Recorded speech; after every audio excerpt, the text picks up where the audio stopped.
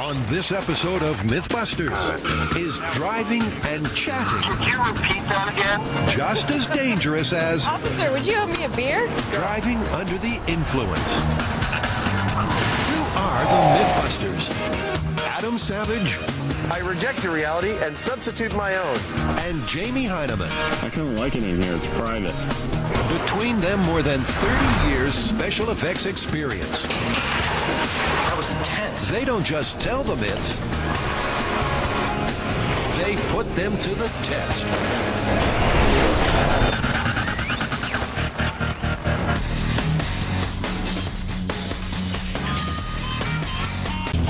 Come on, admit it.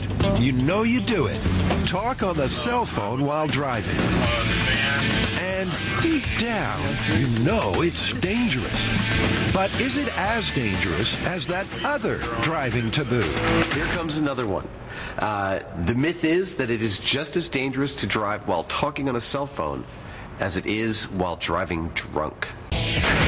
They're off to the Russell Racing School at Infineon Raceway in Napa, California. The plan we've got today is that both Carrie and I are the test subjects. We're actually going to do the Russell Racing School course here. They've got several different driving skills to test on us. Ladies and gentlemen, start your engines.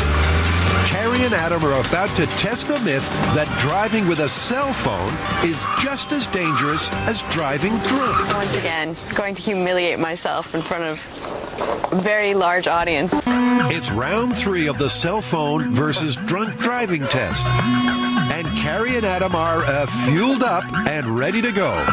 They've already passed the control run, but failed the course while talking on the phone. Now they've consumed just enough alcohol, and on empty stomachs no less, to remain below the legal limit while driving the course a third time. 6'5". Oh my God, you're getting in my car? And once again, the instructor puts his life on the line to grade their performances. Being the fact that we're only going to potentially knock over a few cones, I'm just fine. Let's hope Carrie's driving isn't that bad. And go.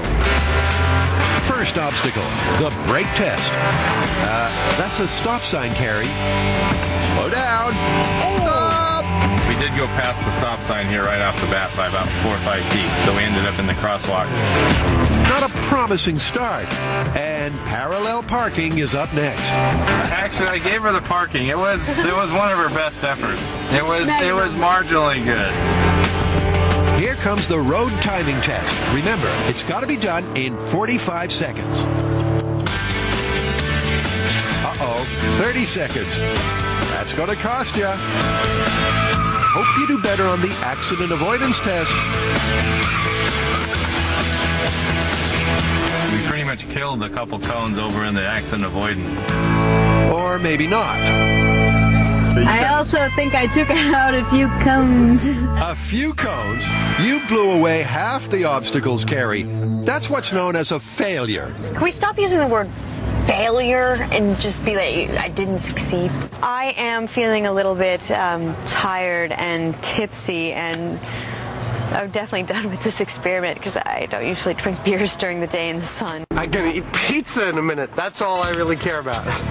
You'll get your reward soon enough, Adam. How we doing? And go.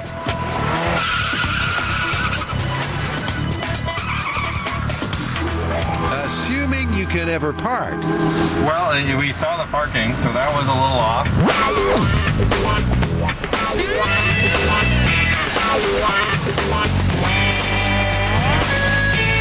There was a couple times that I reminded him to look both ways, and I gave him kind of a half fail on that.